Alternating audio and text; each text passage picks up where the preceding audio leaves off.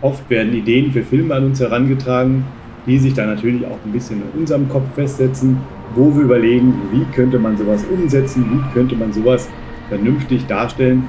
Als hat er ja Info- und Unterhaltungskanal eigentlich für die ganze Familie, sind diese Themen natürlich nicht ganz so einfach zu handeln.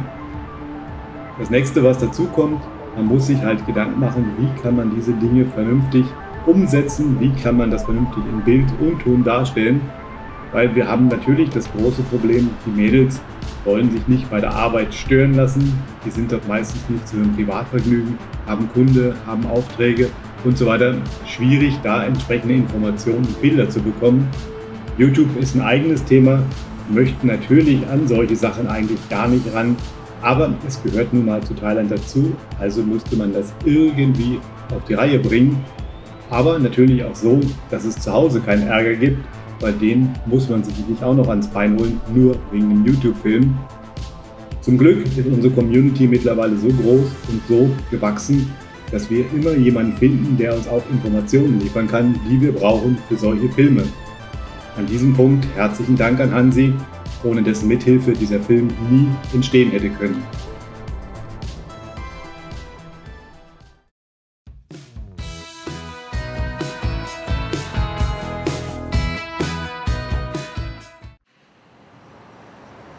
Pattaya klingt natürlich in den Ohren vieler Freunde und vieler Urlauber, die gerne hierher kommen, wie Musik, unbeschwertes Leben, alles ist verfügbar, 24 Stunden, dazu ist es warm, hat ein gutes Klima, Preis-Leistungs-Verhältnis scheint immer noch zu passen und damit ist man natürlich hier auch in einem ganz anderen Lebensstil unterworfen, ob das jetzt für immer ist oder ob das für die Zeit ist, die man hier im Urlaub verbringt.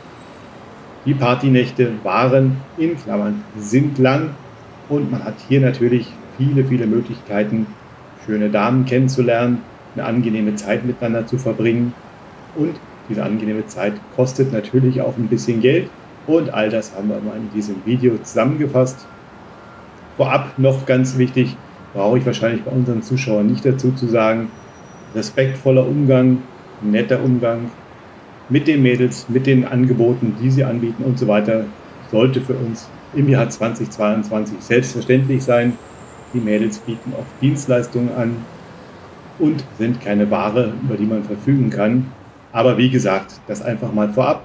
Wir haben jetzt hier versucht, mit der Hilfe von Hansi mal zusammenzustellen, welche Kosten, welche Preise im Moment so hier in Pattaya aufgerufen werden. Das kann natürlich für jeden ganz individuell auch unterschiedlich sein, je nachdem, wo man unterwegs ist, in welchem Restaurant, mit welcher Dame man verhandelt, welche Orte man besucht und so weiter. Ich denke mal, ohne es hier persönlich in jedem Detail nachprüfen zu können, haben wir hier eine recht gute Zusammenstellung gefunden für all diese Dinge. Und wenn jemand natürlich andere Erfahrungen gemacht hat, andere Preise bekommen hat oder andere Preise bekommen wird, dann ist es natürlich hier nur so eine Information, die natürlich nicht hundertprozentig und vollumfänglich richtig sein muss und vollständig. Wie ich im Vorfeld schon gesagt habe, alle Informationen habe ich hier von Hansi bekommen. Er war nach einer Stunde ziemlich genervt gewesen von mir schon. Warum? Ich habe ihn natürlich Löcher im Bauch gefragt. Ich wollte alles wissen. Zum Beispiel, wie ist das mit den Getränken? Was bestellen sich die Mädels dort? Was machen die da ganz genau? Natürlich werden die sich nicht den ganzen Abend mit jedem Gast dort richtig schön betrinken können. Warum? Die wollen ja auch noch weiterarbeiten. Also werden die Drinks natürlich anders gemixt sein und so weiter. Aber diese Sachen sind halt wichtig, mal zu wissen, vielleicht auch als Insider-Information. Möchte man mehr mit der Dame machen, sie vielleicht mal mitnehmen, gibt es natürlich in Thailand immer noch diese Tradition in den Restaurants, dass man dort eine gewisse Ablöse zahlen muss. Auch diese ist natürlich verhandelbar.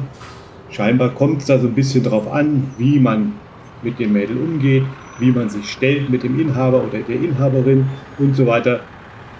Wie man dann entsprechend verhandelt, bleibt denn jedem selbst überlassen. Was ich ja auch schon gesagt habe, wahrscheinlich mit viel Lachen, viel Spaß, guten Argumenten und so weiter wird das immer funktionieren und sich dann auch im Preis niederschlagen. Gezwungen sollte natürlich da von euch kein Mädel werden, das ist ganz klar. Wenn dort jemand sagt, nein, ich gehe nicht, ich möchte nicht, ich darf das nicht und ich habe welche Vorbehalte, sollte man das natürlich auch akzeptieren. Für die kurzen Geschichten haben wir euch gerade die Zeit eingeblendet und die Preise.